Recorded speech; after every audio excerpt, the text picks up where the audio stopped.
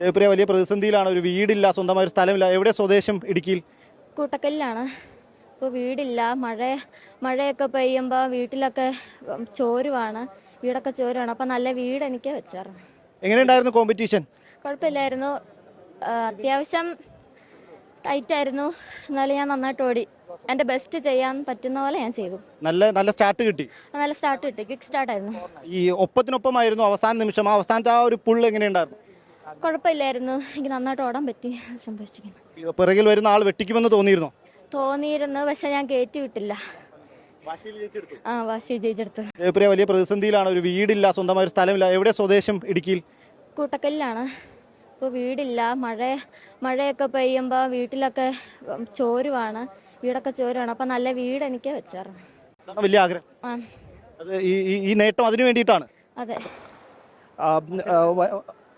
പരിശീലനൊപ്പം ഉണ്ട്. വലിയ പ്രതിസന്ധിയിലാണ് ദേവപ്രിയ എന്നുള്ളത് പറഞ്ഞു. ഒരു വീടില്ല, സ്വന്തമായ ഒരു സ്ഥലമില്ല. ഈ നേട്ടം ആ വീടിന് വേണ്ടിയിട്ടാണ്. തീർച്ചയായിട്ടും ഞാൻ ഇവൾക്ക് കൊടുത്തൊരു പ്രോമിസ് എന്ന് പറയുന്നത് അതായിരുന്നു. നമ്മൾ റെക്കോർഡ് ബ്രേക്ക് ചെയ്യുകയാണെങ്കിൽ അത് അത്രയും വലിയൊരു, നമുക്കറിയാം, ഒരു 38 വർഷം പഴക്കമുള്ള റെക്കോർഡ് ബ്രേക്ക് ചെയ്യാന്ന് പറഞ്ഞു കഴിഞ്ഞിട്ടുണ്ടെങ്കിൽ അതിൽ വലിയൊരു സന്തോഷമില്ല. അപ്പോൾ അതുകൊണ്ട് അന്നേരം ഞാൻ അവൾക്കൊരു പ്രോമിസ് കൊടുത്താണ്, നീ റെക്കോർഡ് ബ്രേക്ക് ചെയ്യുകയാണെങ്കിൽ അതിന് വേണ്ട സജ്ജീകരണങ്ങൾ നമ്മൾ ഉറപ്പായിട്ടും ചെയ്യുമെന്ന് പറഞ്ഞു. തീർച്ചയായിട്ടും നമ്മുടെ നാട്ടുകാരെല്ലാം ഇത് കണ്ടുകൊണ്ടിരിക്കുകയാണ്.